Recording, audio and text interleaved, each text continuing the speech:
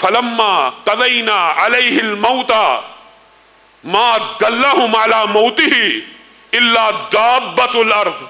बताइए हजरत सुलेमान का जो किस्सा अल्लाह रब्बुल इज़्ज़त ने कलाम हमीद में बयान किया कि जब उनके ऊपर मौत आई तो किसी को उनकी मौत की खबर भी ना हो सकी। मा दल्लहुम अला मौतिही इल्ला दाब्बतुल अर्द ताकुलु मिन सअतहू। यहां तक के दीमक ने उनकी लाठी को खा लिया। लाठी जब पूरी की पूरी दीमक से खाई गई तो मूसा हजरत सुलेमान, खर्रा का लफ्ज मौजूद है, गिर पड़े। जब गिर पड़े तो जिन्नों को पता लगा हो फोत हो गया। लौ कानू यालमूनल गैब, अगर वो गैब जानते होते, अगर वो गैब जानते होते तो मा लबिसू फी, वो कभी भी इतनी शदीद लंबी मुद्दत के अदाब में, मेहनत मजदूरी में, मुशक्कत में कभी भी अपना वक्त ना गुजारते। जानते होते गैब को। कुरान पाक की आयत है। यहां पे अकीदे के भी बहुत से मसले इसी एक आयत में बयान हो गए हैं। पहली बात, क्या अकीदा बयान हुआ? आपने सूफियों ने मुआशरे में क्या अकीदा फैलाया हुआ है? नबियों के ऊपर मौत आती है एक सेकंड के लिए, एक लम्हे के लिए आती है, बाद में वो फिर दुनिया में आ जाते हैं, मुआज़ल्लाह।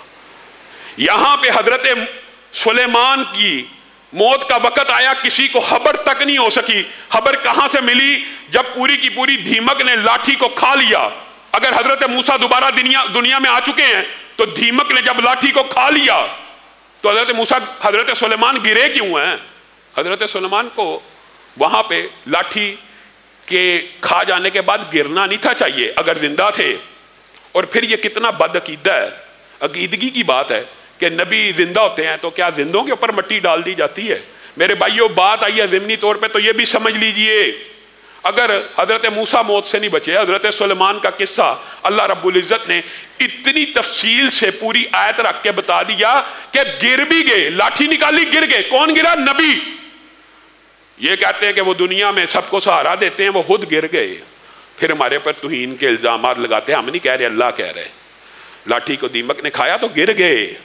और जिन्नों ने भी अकीदा बयान किया और अल्लाह ने भी अकीदा बयान किया, जिनके बारे में तुम गुमान करते हो कि जिन्नात गैब का इल्म जानते हैं, जिन्नात मादी की बातें जानते हैं। जो आपके साथ जिन्न आपकी मादी की बात जानता है, जो काहन के पास जिन्न है उसको वो बता देता है, इसलिए ये खा के आया, ये पी के आया, ये कहा। मुस्तकबिल की वो भी नहीं जानते। खुद जिन्न कह रहे हैं अगर हम गैब जानते होते तो इतने लंबे अरसे इस दर्दनाक अदाब का शिकार तो ना होते। ये तक पता नहीं लग सका कि सामने जो सुलेमान खड़े हैं जिंदा हैं या फोत हो चुके हैं, आराम कर रहे हैं, पता ही ना लग सका। और हमारा अकीदा बिल्कुल इससे अपोजिट है। मेरे भाइयों, ये बात भी समझने की जरूरत है। बात आई है ज़िमनी तौर पे तो जो आलम 5 अल्लाह रब्बुल इज़्ज़त ने कुरान और सुन्नत में बयान किए हैं वो वन वे हैं, वो टू वे ट्रैफिक नहीं है। आलम अरवाह से पहला आलम आलम अरवाह था। अलस्तु बिरब्बिकुम, क्या मैं तुम्हारा रब नहीं हूं? आप में से कितने जिनको वो इदराक और शऊर है? एक को भी नहीं है।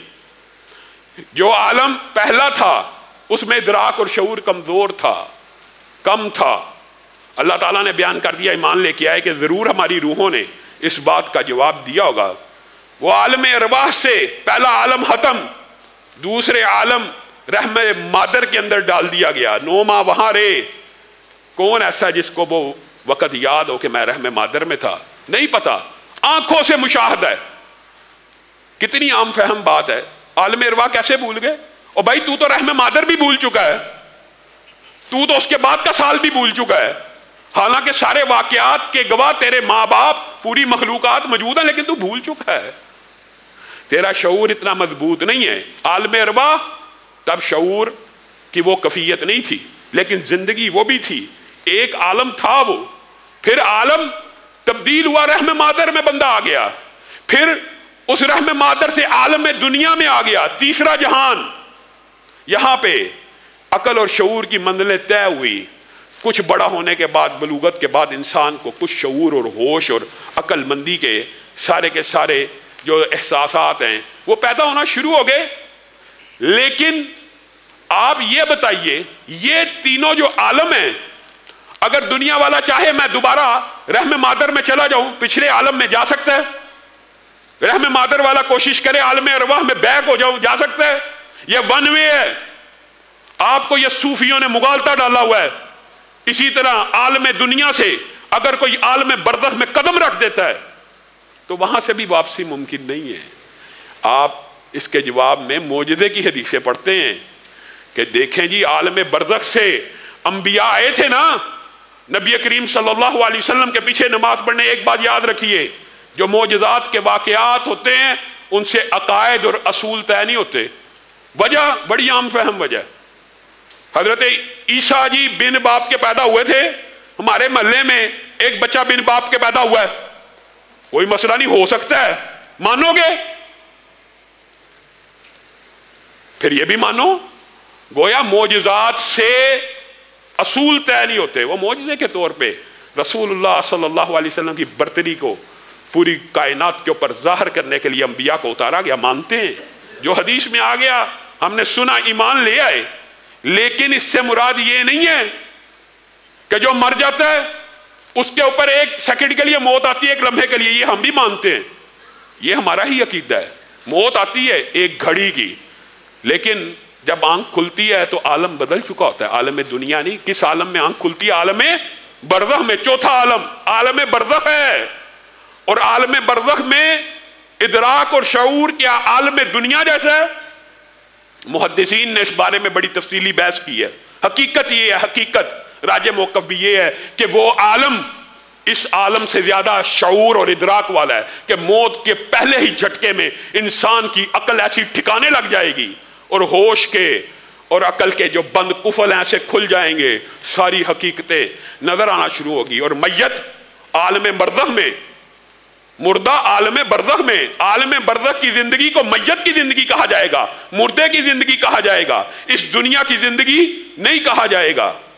उस जिंदगी के अंदर वो क्या एहसासात और शऊर रखता है, इंशाअल्लाह वक़्त आया इसके बारे में 10 रवायात मौजूद हैं कि मैयत क्या क्या इदराक और शऊर रखती है आलम बरज़ख में। हाँ, जिन शुहदा को अल्लाह कह रहा है उनको मुर्दा न कहो, उनको मुर्दा गुमान भी ना करो। एक तो यह है कि उनको मुर्दा मत कहो, एजाज है। एक ये उनको मुर्दा गुमान भी ना करो।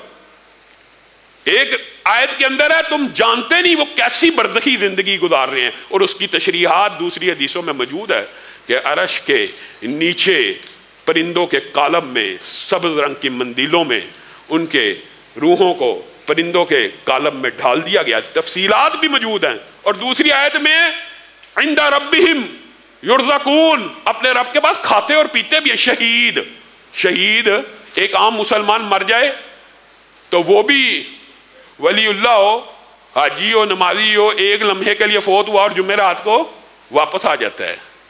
हर जुमेरात को वापस आता है इस आलम दुनिया में। वो शहीद जिसको अल्लाह कह रहा है मुर्दा ना समझना है ना कहना है। कोई सूरह यासीन में क्या कह रहा है? या लैता कौमी यालमून बिमा गफर अली रब्बी वजालनी मिनल मुकरमीन।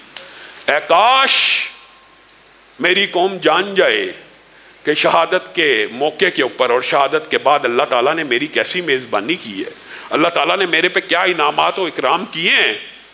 और मरने वाला और शुहदा अल्लाह रब्बुल इज़्ज़त की बारगाह में ये दरख्वास्त करते हैं, हमें एक मरतबा वापस जाने दीजिए, हम अपने रिश्तेदारों को बता दें कि हमारे साथ क्या मामला हुआ। तो अल्लाह ताला ने ये हुज्जत भी पूरी कर दी, तू दुनिया में वापस जाके नहीं बताएगा, मैं रहती दुनिया को क़यामत तक है शहीद यासीन तेरे ये अल्फाज और पैगाम पहुंचा देता हूं। अल्लाह ने पहुंचा दिए। या लैता कौमी यालमून, काश के दुनिया जान जाए कि नेक लोगों का मौत के बाद अल्लाह ताला ने कैसा इकराम करना और कैसे कैसे इनामात उतरने, काश जान जाएं।